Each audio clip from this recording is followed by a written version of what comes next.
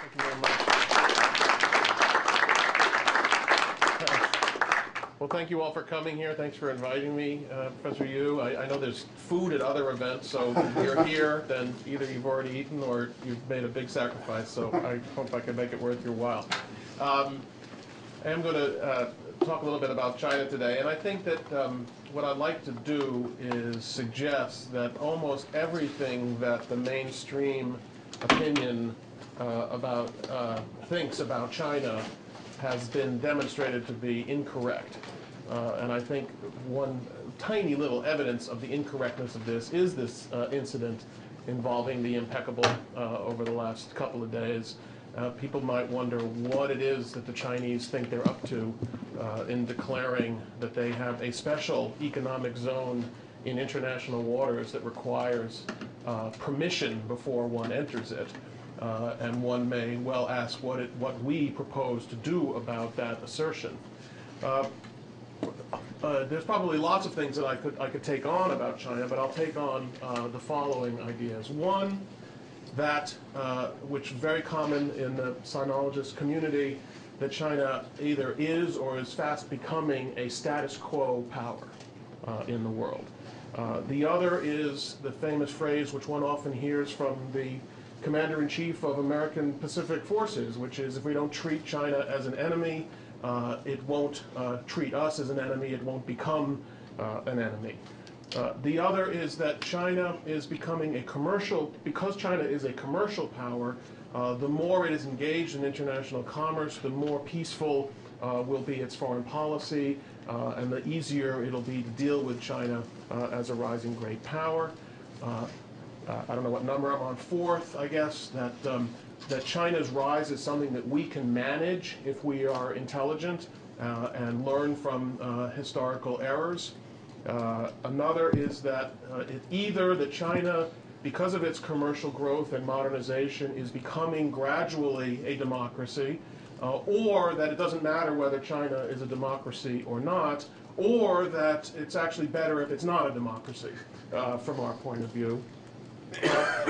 Those are the kinds of issues I'd like to talk about today and perhaps raise some questions about. First, let's talk about power and status quo powers. I'm almost inclined to argue that there's no such thing as a status quo power, that nations never really achieve a point where they are completely satisfied and don't want to acquire more power. Now, this is a core realist argument which has long since been forgotten or dismissed by realists, but it was the basic principle undergirding realism.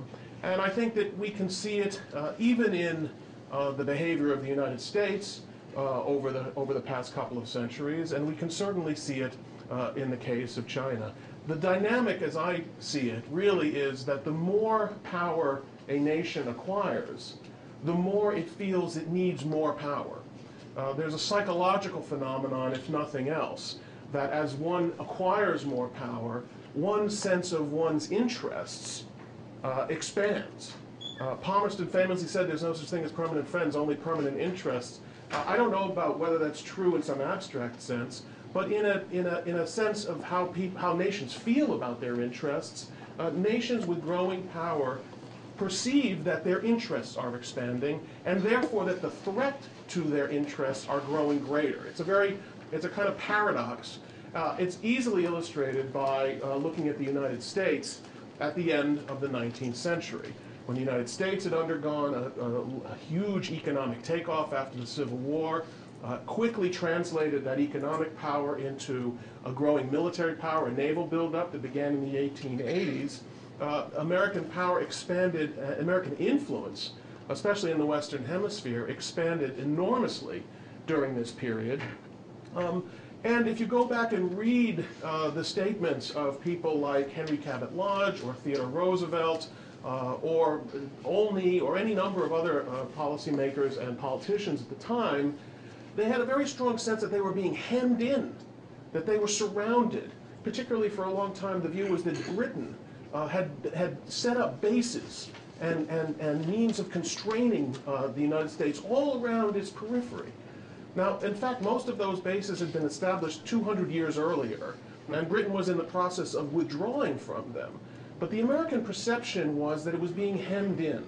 And the reality is what was being hemmed in were American ambitions. American ambitions had grown as a result of an increasing sense of power and a feeling that now that we are more powerful, the world has to treat us as more powerful, and we need to be respected by the world, and we need to have influence in places that we didn't have influence before. And those who seek to deny us that greater sense of influence in the world are in fact trying to hem us in and stop us. Now, as it happened, the British were busily trying to get out of our way because they were more worried about the rise of German power and their own declining position in East Asia, and they were actually delighted if we would grow in power and help them out. But nevertheless, our perception was that we were hemmed in. Now, if you look at other rising powers throughout history, this is equally it's obvious to everyone in all kinds of situations that, for instance, Germany at the end of the 19th century and early 20th century, as it grew in power, felt surrounded and hemmed in and constrained. And by the way, it was. But its sense of itself was growing, and therefore its ambitions were growing as a result of its power. And so power produces ambition, which produces a desire for more power. That's the dynamic. And that's why I'm not sure that really you could say that any country is a status quo power, and that would include the United States today, or if you look at the way the United States has behaved since the end of the Cold War. We could talk about that more if you'd like. So what about the notion then that if you don't treat a rising power as a problem, then you won't have a problem?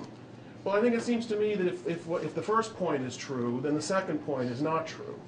If it is the case that nations have expanding sense of their rightful place in the world, it's not enough for you to say that you're not an enemy. You have to actually start getting out of the way if you really want to make them feel that they don't have a problem.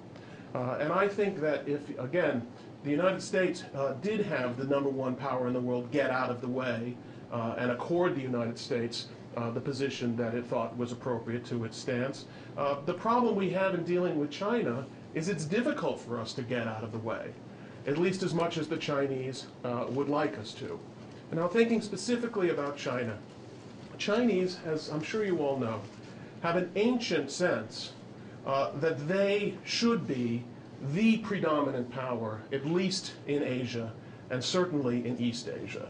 They can, everyone, even though nobody was alive when this was true, they have a very firm memory of the time when China was the dominant power, surrounded by tributary nations, which it either dominated directly or more likely dominated indirectly in the sense of receiving constant acknowledgement of China's place in Asia.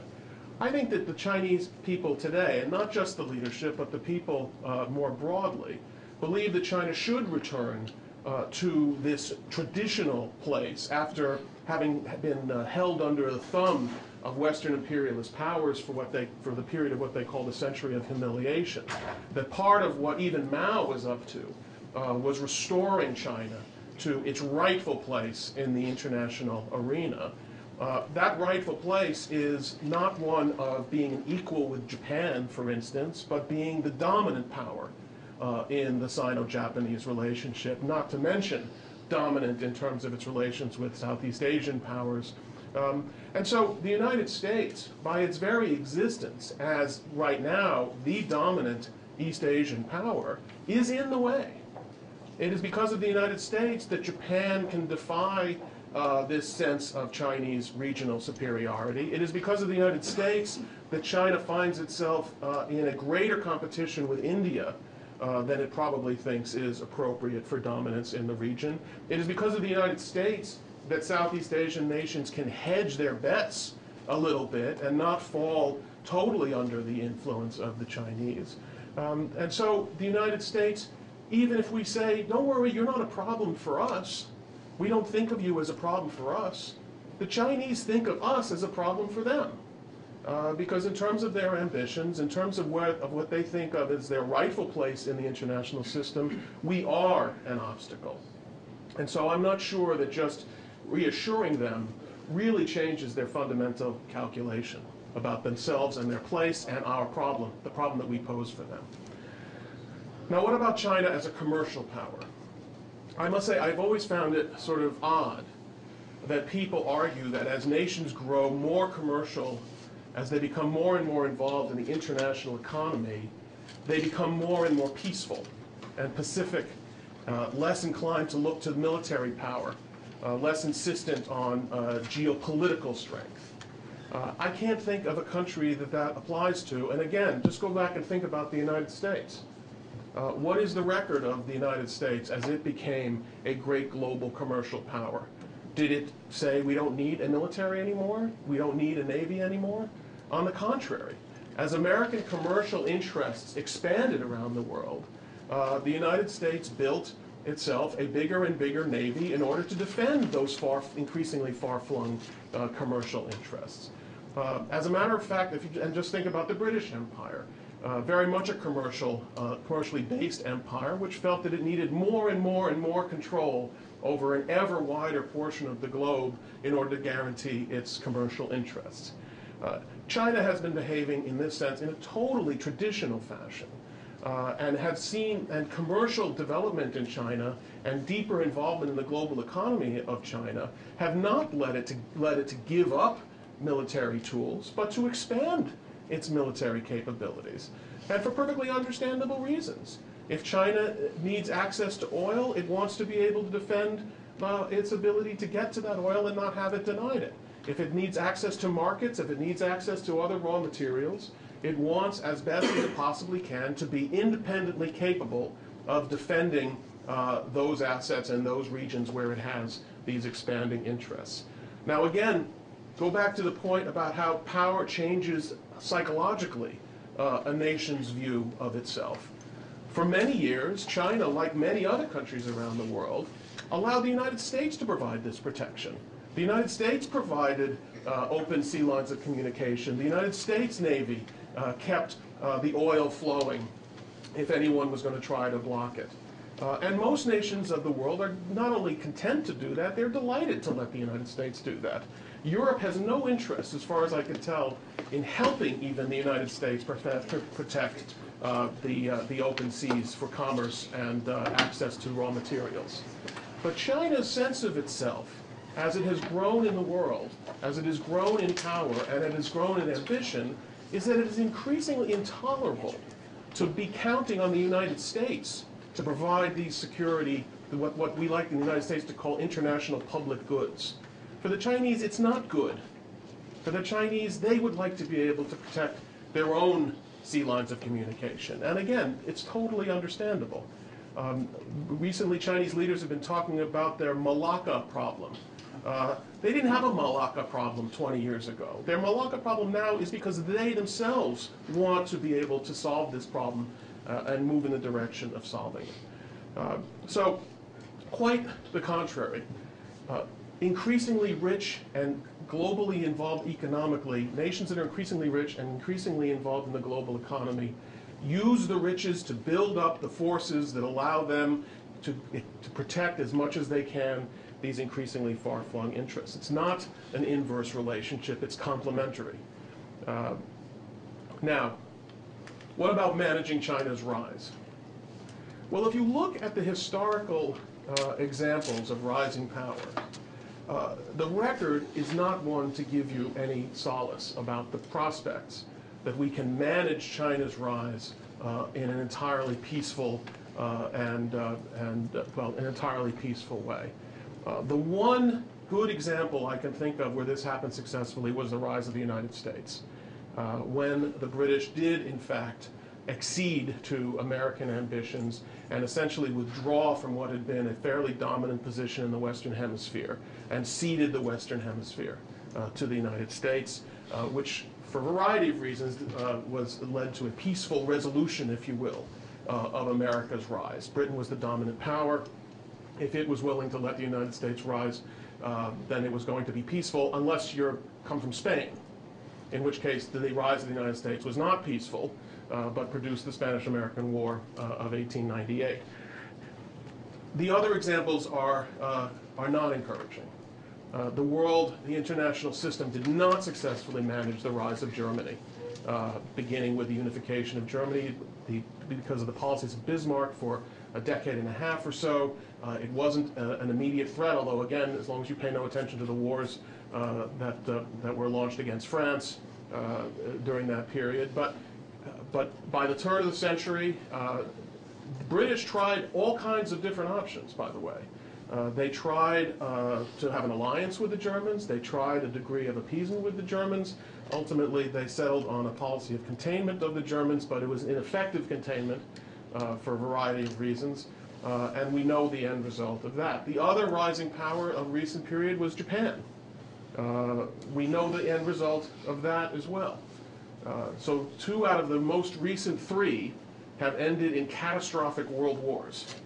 Now, I'm not saying that this rise necessarily leads to a catastrophic world war, but we do need to have a little bit of sobriety when we think about the prospect of our ability to manage China's rise. Because I hate to tell you this, we're not that much smarter than the people who tried to manage these rises in the past. In fact, I think we suffer from all the same illusions that they suffered from, including the belief that commercial powers don't go to war with one another, including the belief that there's such a thing as a status quo power, and that you just have to make the rising power feel comfortable and everything will be fine.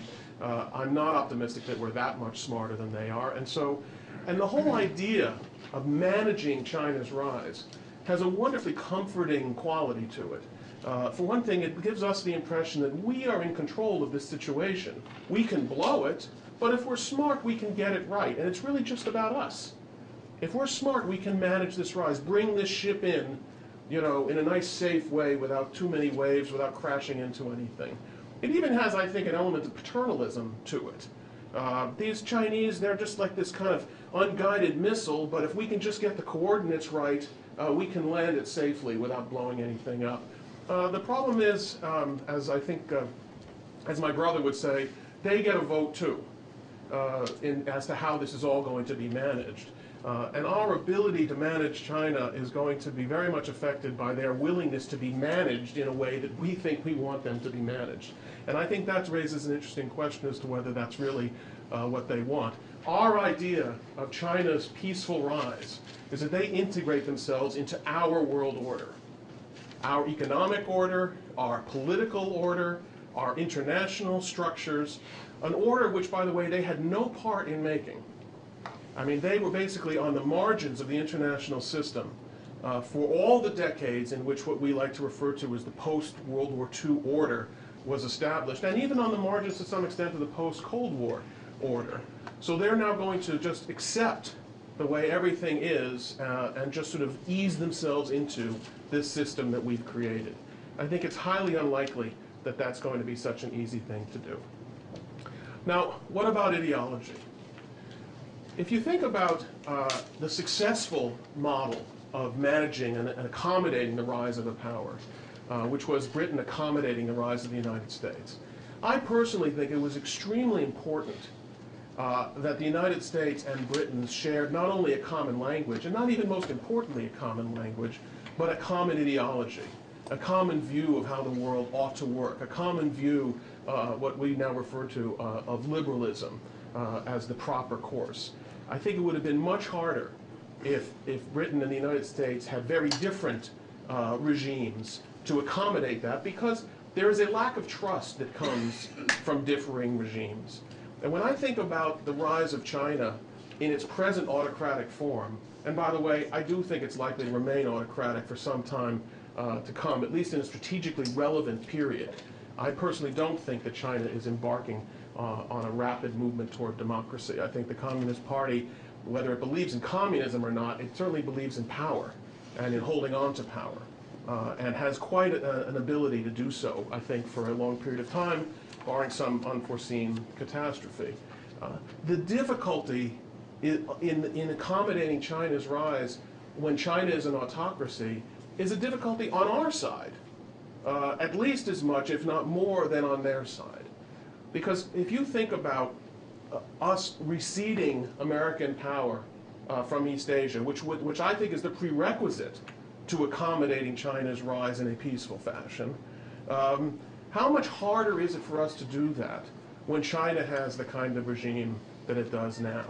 And if you look at American behavior in Europe since the end of the Cold War, the United States has been more than delighted, insofar as it's been possible, to cede strategic prominence to the Europeans in the European theater. For a long time, we wanted to leave faster than they wanted us to leave. I think that the critical component of that is our essential trust built on strong bonds of ideology and philosophy. The notion that we're ceding Europe to a democratic entity like the European Union or to a collection of democratic states is much easier to imagine than if we were theoretically ceding it to some autocracy in the region. If you think about what it means to cede China's dominance in East Asia, what is the effect of that on Japanese democracy? What is the effect of that on South Korean democracy? Won't we feel like somehow we're leaving people who deserve and who've won freedom potentially vulnerable to an autocratic great power, which will eventually, I think unmistakably, begin to have an impact on the internal domestic politics of these nations? You know, if the United States were to withdraw, it will gradually become unacceptable to criticize China in democratic countries around its periphery. Whether it'll be voluntary. People will say, you can't talk about that, it's too dangerous. And I think the damage to democracy of a dominant autocracy in the region ought to be obvious. And so our ability to withdraw and cede the region to an autocratic great power is not as easy as some people may think. Not to mention the fact that I think that regime does determine foreign policy, and that an autocratic China will have a different foreign policy, a different approach, particularly to democracies in its region than a democratic China. And an example of that is just watching how different Russia has been from the time when it was a kind of struggling democracy in the 1990s to today when it's sort of returned to a czarist kind of 19th century czarist type of regime. In the 1990s, Russia wasn't afraid of the democracies on its border. It wasn't hostile to the growth of democracy. It wasn't hostile to a democratic alliance even. But as Russia has become more and more autocratic, it increasingly sees, and Putin has made very clear, that he increasingly sees Western-oriented democratic nations on Russia's border as a particular kind of threat. The one thing that in the foreign policy community everyone hates to acknowledge is that ideology does matter in the shaping of foreign policy, both ours and those of autocracies. So, I want to leave enough time for us all to talk. Let me talk about a little bit about, well, what do you do? What do you do in a situation like this? My belief is that one thing you do recognize is that the competition is inevitable.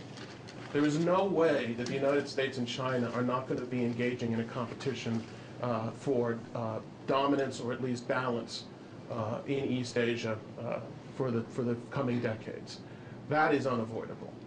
And this is a hard concept for Americans in particular, or for the liberal world more generally, because now we're increasingly hearing, well, don't the Chinese have rights too? Don't they get their sphere of influence? I hear this about Russia. Doesn't Russia get to have a sphere of influence? We have a sphere of influence. Why don't they get to have a sphere of influence? And the problem is, if you're looking for something approaching any kind of absolute justice about who should get what in the world, something you can appeal to in international law, or some principle of the distribution of power in the world, forget it. It doesn't exist. There is no just distribution of power in the world. There is no justice when it comes to spheres of influence or not spheres of influence. Either you think that you need to defend other countries that look to you for support, either you feel that your sphere of interest is better for the world and better for yourself than their sphere of interest, or you don't, in which case you can pull out. And we have to be willing to accept the fact that China's rise is legitimate, whatever that means. Their desire for power is not different from our desire for power. And yet we think our desire for power is better than their acquisition of power. And we have to be willing to accept that. We have to be willing to act on that. And we have to be willing to say, no. No. you are not going to become the dominant power in East Asia and we withdraw from the region. That's not in the cards. I actually believe that because of the continuing disparity of power that we currently enjoy, even today, that our ability to suggest to the Chinese that that is a wrong route to head down, at least for the near term, is fairly great. But that kind of instruction, which I think we need to give the Chinese, that we are not in fact backing out, is going to occur on all kinds of little areas where you don't think you want to have a crisis, like right now. I mean, what is the consequence what are we going to do now that the Chinese have said you need our permission to sail through this special economic zone that's in international waters?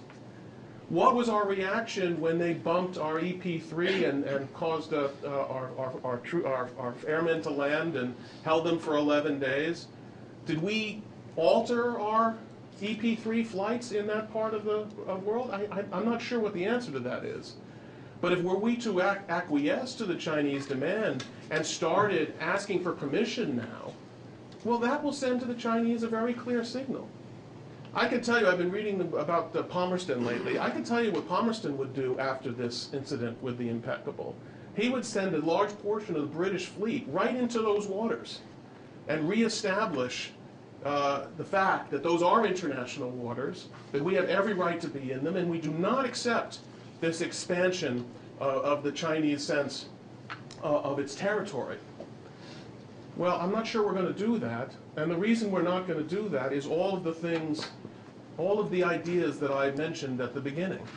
The belief that if we don't get too much trouble, don't get in the Chinese face, things will be fine. The belief that they're evolving in the right direction. The belief that this can all be managed carefully as long as we do the careful managing. So my concern is that we will be sending exactly the wrong message. There is a successful model of how to deal with a rising power that I didn't mention, and that is the rise of the Soviet Union. Now, it wasn't successful in the sense of the price paid for the Soviet Union's acquisition of the Soviet Empire, but the Soviet Union did ultimately move in a very different direction, at least for a time, as a result of peaceful pressure and containment by the United States. Now, you can't say containment when you talk about China, so I won't say containment. We'll call it a banana, whatever you want. But I think that the very clear signals and reality of a resistance to this idea that China's destiny is to dominate this region can actually steer China in a better direction, and that by not doing that, we are encouraging precisely the more dangerous competition that we would like to avoid. One final word. Ideology matters. Well, if ideology matters, then it does matter to us what kind of government China has. And I think I have no belief in the miracles of our talking about human rights. I have no belief in the miracles of our linking trade to developments, political developments in China. But I do believe that because it's so much in our strategic as well as our moral interest, that we do have an interest in the evolution of the Chinese political system, and that some pressure on this is probably a good idea. The Clinton administration put a fair amount of pressure on China, one way or another, on human rights. It didn't bring the relationship to an end. The Chinese can adapt also to things that we're going to do. We shouldn't be afraid to mention it. We need to give some encouragement to those in China, and there are many in China who would like to take China in a different direction, and we should not publicly say that we're not going to let human rights get in the way of our relationship. That, I think, is precisely the wrong signal to send. I think I'll end it there and look forward to our conversation. Thank you. All right.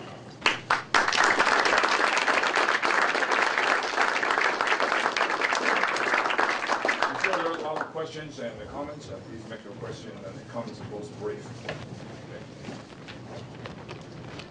You mentioned in your talk your view of the inevitability of competition for power or some form of balance. Assuming the continued trajectory of economic development in China, and for want of a better term, the strategic relativization of American power, not just in East Asia, but the world in general. We can do everything right, but they're still getting more power. What form in 10 or 20 or 30 years would you anticipate such a balance assuming? what do you think that would look like? Certainly not something like we have today. Well, if I accept all your premises, then you're right. But Let me elaborate reasonable premises. I'm not sure. I mean, that's an interesting question: is how reasonable the premises are. I don't really accept that America is in even relative strategic decline. We're still talking about a China that's moving from a very low level, that does have I would say, a slower process, under the best of circumstances, has a slower process of military modernization than we can have. Our ability to continue spending what we spend on defense, I think, is unquestionable.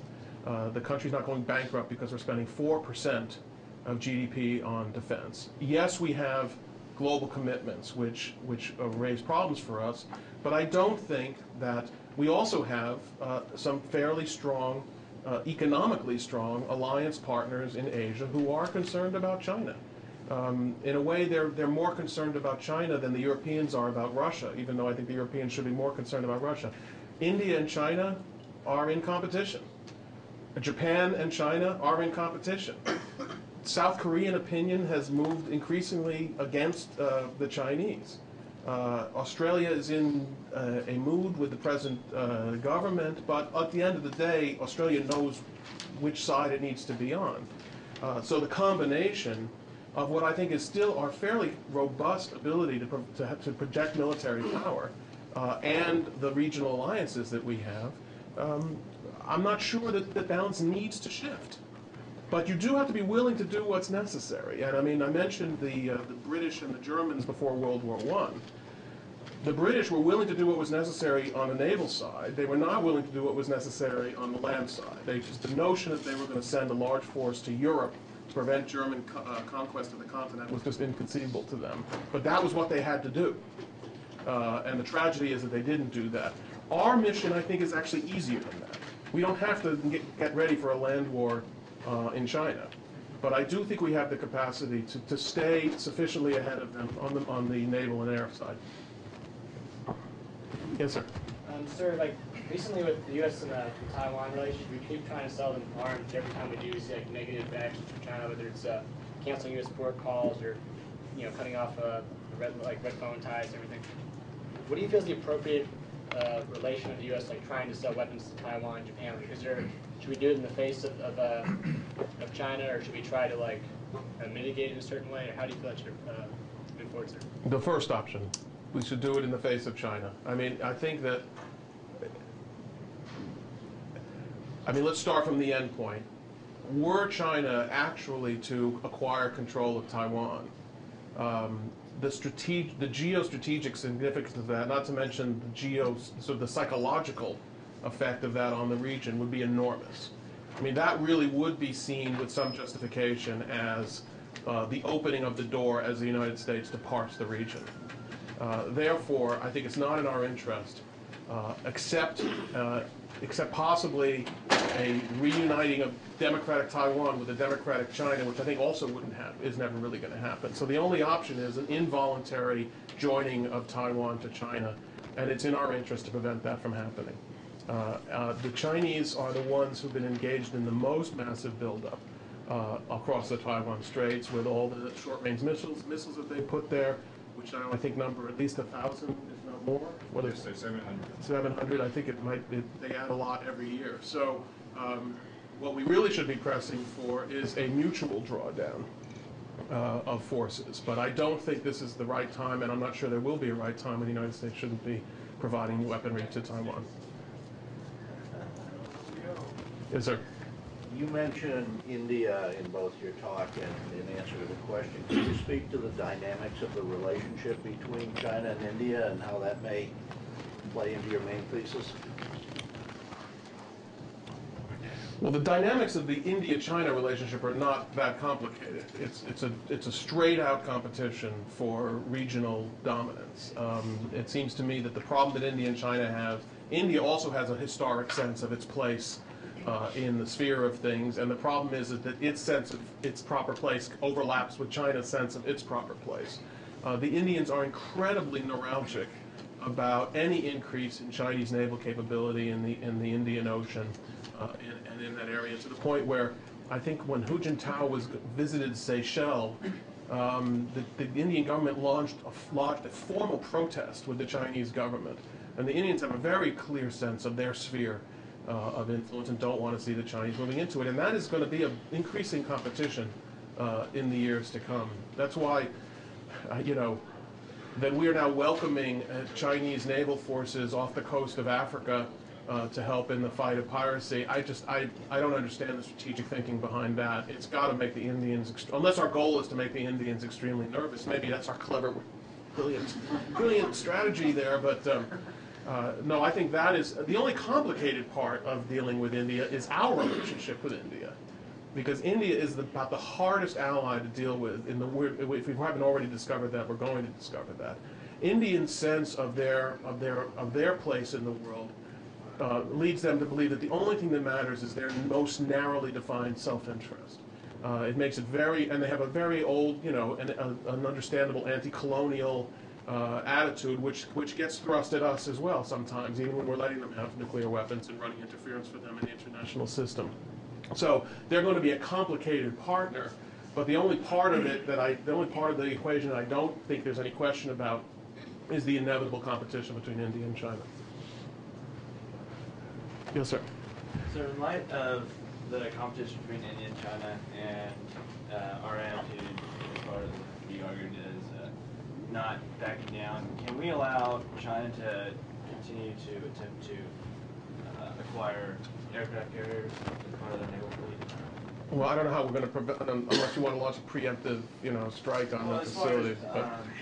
Just like creating an attitude and letting it known that is not something that we would accept, and if there's any way we can put economic pressure on them regarding that.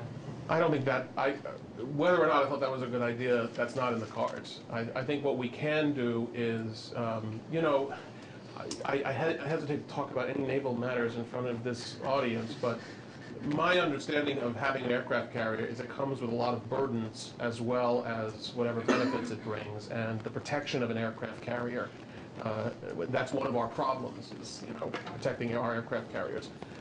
In a way, their aircraft carrier is almost a vulnerability that may not be so bad from our point of view. What it is a symbol of their ambition. And it's a symbol of, it's about honor, I think, as much as anything else. I mean, yes, ultimately it may be about force protection, but in the near term, I've read Chinese strategists say, if we're going to be a great naval power, we have to have an aircraft carrier, which is the way we felt about battleships, at the end of the 19th century. So, but I'm not sure that it actually is such a wonderful thing for them, except, in the sense that it can obviously project power more effectively, but it's also a vulnerability. Yes, sir. For about a year before June of 1950, Truman and Atchison were moving pretty deliberately to leave Taiwan, what we then called Formosa, to the new government in China. And of course, Korea, and then the Chinese intervention a few months later in Korea changed that. Yeah. So I'm curious, what, in your view, has happened in the 6 decades or so since to make Taiwan such an important part of our responsibility that I'm not sure you said explicitly that we should be willing to risk war over it, but Yeah. You thought it was very important. So what has changed? Basically two things. One is that when the Soviet Union, the Kissinger rapprochement, which was also designed eventually to give Taiwan away, and then 3 communiques that followed, all of which were ultimately intended to give give Taiwan away, were all premised on a geostrategic situation that had us pitted against the Soviet Union and looking for a Chinese ally. Okay, so the first thing that happened was the geostrategic situation completely changed. And then we started to view, I say we, meaning the Clinton administration, the Bush administration, the first Bush administration, started to view China as the future problem. And in that context, Taiwan took on a different cast, geostrategic. The second thing that happened is that Taiwan became democratic. I think it was a huge revolution in American attitudes towards towards Taiwan, took place over the course of the 1990s as Taiwan became a full-fledged democracy, which looked to the United States for protection. I mean, like I say, these ideological things we may say, you might want to, on a mathematical calculator, you'd say, hey, what's that about? Doesn't affect anything. In reality, it affects a lot. And I think that any president who thought that he could allow China to take Taiwan either by force or by blackmail or intimidation would discover pretty quickly that despite the fact that we're supposed to believe the Americans don't care about anything like that, they'd be under a lot of attack very early. And that's why you look at the most realist president we've had, right, in recent years, George H.W. Bush. What was the last act in the U.S.-China relationship of George H.W. Bush? It was selling 150 F-16s to Taiwan and driving the Chinese right around the bend. What was that about? And this is a guy who wanted a good relationship with China, right? So I think that, aside from whatever, I think that there are geopolitical realities that matter. Because the issue in East Asia is not what's the Soviet Union going to do. The issue in East Asia is what's China going to do. And for us to say China can just take Taiwan against the Taiwanese will sends an incredible signal to the rest of the region. And I'll bring up another example because this also occurred more recently. Why did William Perry send the aircraft carriers to Taiwan after the missile crisis and the missile testing of 1995 and 1996? If you go back and look what he said, one of the things he said was, we have to show the rest of the region. What would be the effect on Japanese attitudes if we do nothing? What is the effect of others around the region? So our credibility in the region was thought to be at stake. That's why the Clinton administration, William Perry, another guy who's very sympathetic to the approach to China, that the more accommodating approach, nevertheless felt compelled to do that. So I think that it's too limited a perception to think that there isn't a great deal actually riding on what happens in Taiwan. That is what we said about Vietnam. We have to have our credibility in the region determined. Right, and we kept that position until we lost a war and were driven out of it. But I'm not sure that the interesting thing is, as I'm sure you know, that argument had the broadest bipartisan support imaginable, right up until the time we started losing the war. So if your argument is let's not lose wars, let's not get into wars we're going to lose, I take that point. But that Americans are going to feel that any great power in that situation might feel that way, I think it's hard to avoid.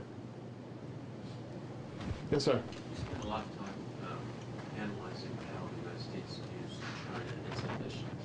Let's turn the point over Sure. and get you to articulate what your perceptions are of how China understands the United States and its ambitions. Sure, that's easy. Super hegemonic power that wants to dominate the world and not let anybody else have a break. That's been their view for at least 30 years or longer. Every new administration, they've either hoped for a different approach or they didn't hope for a different approach. The Chinese view is America wants to dominate the world and wants to keep them down. And they see this on all kinds of levels. I mean, it's not just our military predominance and our unwillingness to let them solve their domestic problem of Taiwan, to let them solve their domestic problem of Tibet. What business do we have getting involved in their internal domestic political issues? But even on something like global warming, the Chinese view our efforts to get them to sign up to limitations on carbon emissions as part of our overall effort to keep them down. Because from their point of view, what's fair about this? All you industrial nations polluted the world, brought it to its present state, in the process made yourself a superpower or the other great powers of the world, and now that we're going through our period, you're saying, no, you can't do it. That's the Chinese, that's also the Indian perspective, by the way, but that's the Chinese perspective. So I don't think there's any question about what the Chinese believe. The only variable in my mind in the Chinese perception is the United States on its way up, on its way down, or what? That's their question. I don't think they think that we mean them well, no matter what we say. They may think that we're dependent on them now for, loaning us money in our economy. They may think that, to the degree that they're strong, we'll be wary of them. But I think their basic view is that we're trying to contain them, and sometimes we're trying to see a change of government and we're promoting that. So they view us as a problem. And by the way, getting back to what I was saying before, I don't know what we could do to persuade them otherwise. What we would have to do to persuade them otherwise. Anybody from here? Okay. Does massive deficit spending at the federal level compromise our foreign policy choices towards China, our reliance upon Chinese investment through public debt? Yeah. I mean, to my mind, it shouldn't, but it probably does. Whenever anybody says, look how much that they own, $1 trillion or whatever of our economy, I always say, what are they going to do with it? You know, the Chinese are so dependent on the well-being of our economy that why in the world would they do something that would lead to the complete and utter implosion of our economy? They need to export to us. So we have a mutual dependence here. I don't even understand why Hillary Clinton, you know, for whom I have a lot of respect, would go to China and publicly say, please keep buying our T-bills. I mean, they're not buying their T-bills to do us a favor, you know? And I don't think they would if they thought it was doing us a favor. But now they get to say, oh, okay, we'll keep buying your T-bills, thank you. Now what are you doing for us? I mean, I don't understand that. So I think that we are so symbiotically connected that no one has any leverage over anybody else. Now, that's the reality. In practice, we feel like they have leverage over us in the same way that the European-Russian relationship on oil and gas, you know. The Russians have to sell their gas to Europe. But the Europeans, because they're dependent on Russian gas, feel that the Russians have a whip hand over them. So these perceptions, and I think Clinton demonstrated our perception, that we need them to be nice to us. And yet, well, let's see what happens. I mean, we've had this naval confrontation. So far, I would say, so far, we are letting the Chinese win the global propaganda battle. I mean, I would say most people, most Americans who've looked at this confrontation have said, well, what are we doing there? And is that their waters? And did we break international law? And we're being, you know, real polite and gentlemanly about this. I don't know whether that's because we are so desirous of avoiding a crisis that's the outcome. So, simple question, simple answer. Practically, it shouldn't. I mean, theoretically, it shouldn't. Practically, it does. Yes, sir. Yeah, I have a question for you, and I guess this goes back to in recollection of your New Republic article last year. How do we manage China and Russia together? You seem to suggest, if I recall correctly, that both nations at this point are essentially authoritarian nations and therefore are increasingly sharing a similar ideology. Well, I think what I said in that article, what I think is true is that on the one hand, they have many interests in common. They have an interest in us being weaker and them being stronger. They have an interest in a multipolar world, not a unipolar world. They also share common interests as autocracies. And so, for instance, in UN votes, whether it's Burma or Darfur or Iran or anything else, they're always on the same side with the democracies on the other side. What we have going for us is that they will never be allies. The Russians are petrified by the Chinese. They're petrified by the population problem. And many Russians I know are very concerned that either peacefully or not, Russian Siberia is going to go, just by osmosis of the Chinese population.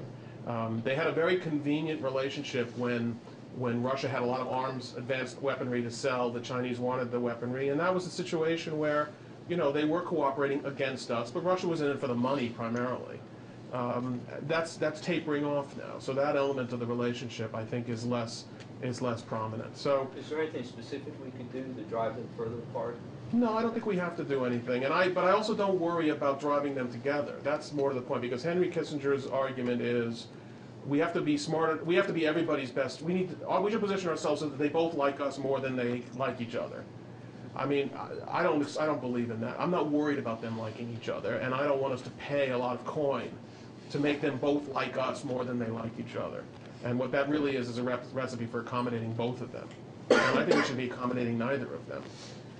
We are in a much stronger position, at least on paper, than people recognize. The Russians are isolated. They have no friends. They're surrounded by richer nations which are fundamentally allied to us. We ought to be able to manage that situation.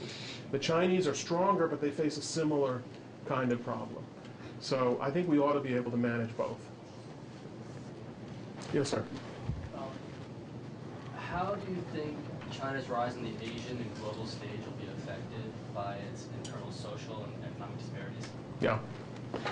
Well, this is the, this has been the other sort of article of faith if you talk to sinologists, and the Chinese themselves say this. If you visit Chinese and talk to Chinese officials, they'll say, don't worry about us. We've got so many internal problems that, believe me, we're not interested in power, ambition, any of those things.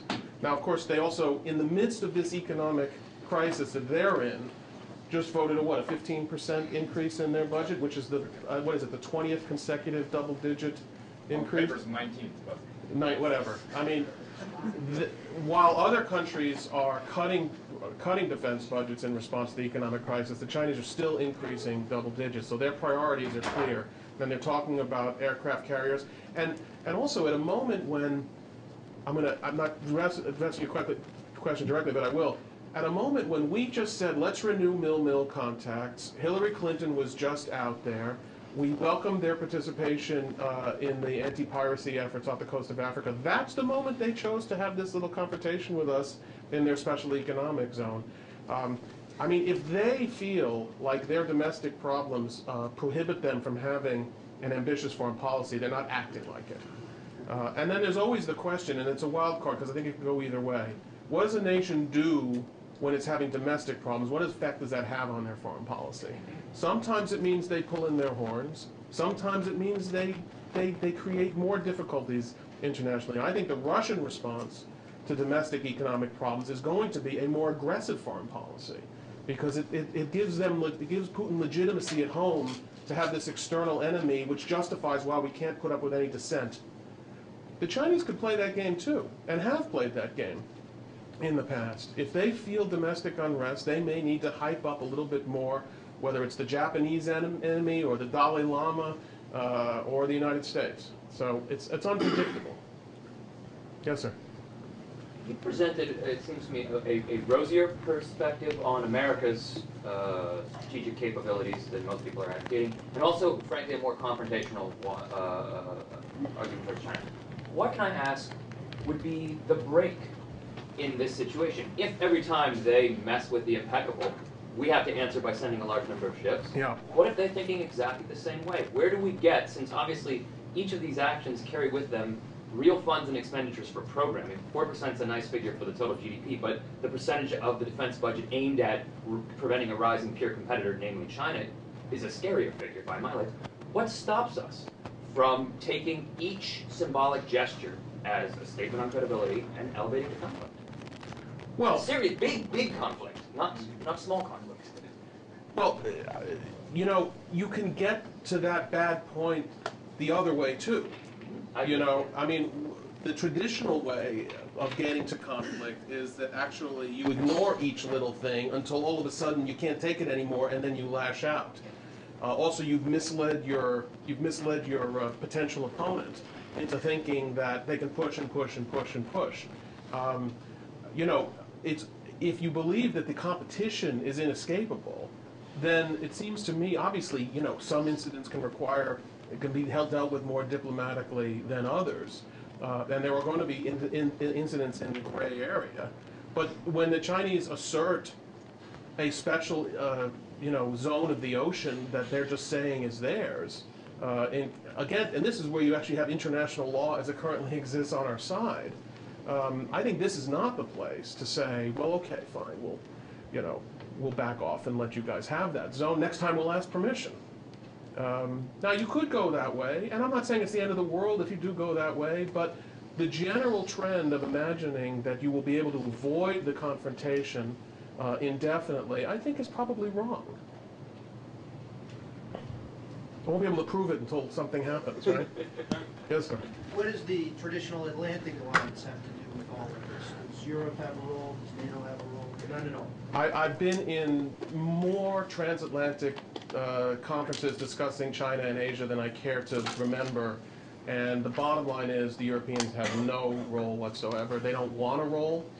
The only role they want is we should not get into any conflicts out there because they want to do business and they don't want any disruption, but they are very delighted to have this be our headache.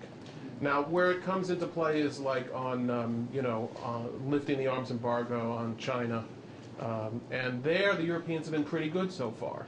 When that crisis, when that issue first arose, and it looked like the Europeans were about to lift the embargo, and we raised some protests, and then the Chinese did some they passed the secession law on Taiwan. This beat it back. So I think the most we can ask of the Europeans is do no harm. But we're not going to get any help, that's for sure. And their basic attitude is play nice. We have time for 2 normal-sized questions. Okay. Well, the questions are fine. The answers I wonder if you can offer an assessment 50 days in of the Obama administration. You've made some allusions so far, so maybe an assessment of what's happened up to this point, and then maybe a projection of what you see in the next 4 years of sort of U.S. foreign policy to China, and your assessment of that projection. Yeah. Thanks. Well, I guess, I mean, the easy way out of this would be it's really too soon to tell, and of course it is too soon to tell. I mean, you know, most of their positions have not even been filled yet. They don't have an assistant secretary for East Asia. They don't have an assistant secretary for Europe. I mean, these people are now being named and they'll be put in place, and so, you know, this administration has been flying by the seat of its pants to some extent. I don't think that Hillary Clinton's visit was a great visit to China, but I also don't think that's the end of the story. My basic view, and I wrote this in a column the other day, is there's much more continuity between the last administration and the present administration on basic paradigms than people might have imagined.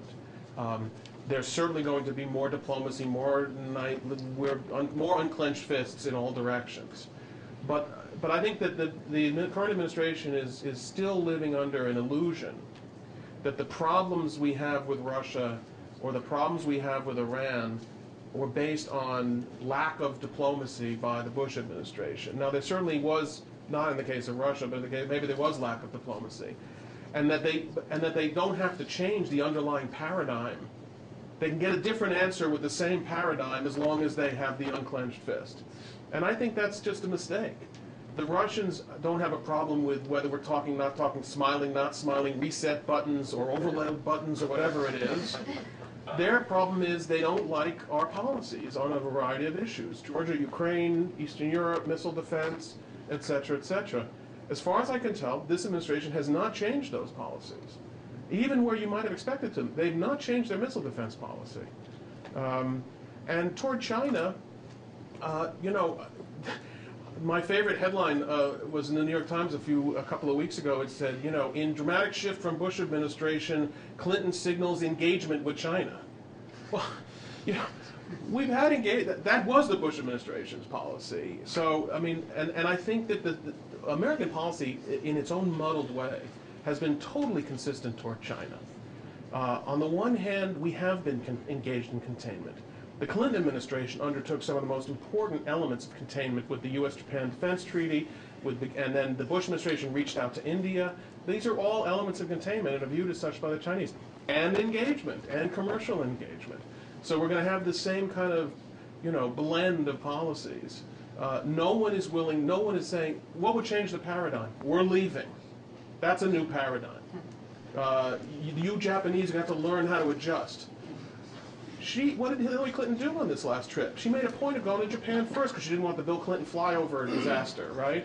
But she went to Japan first, so that was a signal. So I don't think unless you get a paradigm shift, which I don't see, that you're going to get a very different set of policies. One more? One more? One more? One more. Okay. All right. Yes, sir. I had the privilege of studying China last year along with a couple of friends at a civilian institution, and we all had Chinese roommates, and it was really interesting. You know, each night me and my Chinese roommate would talk, and we talked about like cars, girls. He wanted to come to the U.S. and things, but we also talked about, you know, the balance of power. Yeah. And I thought it was really funny how he thought that it was very adamant within the next 30 years, China would be on par with the United States as far as military power, strategic power, things like that. But I just wanted your take, and it's a completely hypothetical question, on kind of a military standpoint. Say our symbiotic relationship did kind of, take a tragic plunge, and we did somehow erupt into some sort of interstate conflict. How well would our military be able to fare over there in achieving our goals, and how much longer will we be able to maintain our military superiority over there in the next several decades? Well, again, in this room, I'm I'm about the 100th person you should ask that question to. I'm not an expert on the actual military capabilities of either power. My perception is that we are still well in advance of Chinese capabilities, that they have, for instance, new toys, but they have to still learn how to use them. That we've been, watching, we've been doing this for a long time. We have more combat experience than they do. And so these are all advantages, which can be eroded over time. But I'd like to think that it would be a fairly easy task, but maybe it wouldn't. And I'm sure it'll be more difficult in the future. But I'm fairly optimistic about our ability, if we are intelligent, to maintain the necessary gap between our capabilities and theirs. If you want further contact with Dr. Kagan, you can contact him directly through Carnegie website or through me. So thank you for coming, and thank you very much, Dr. Thank you.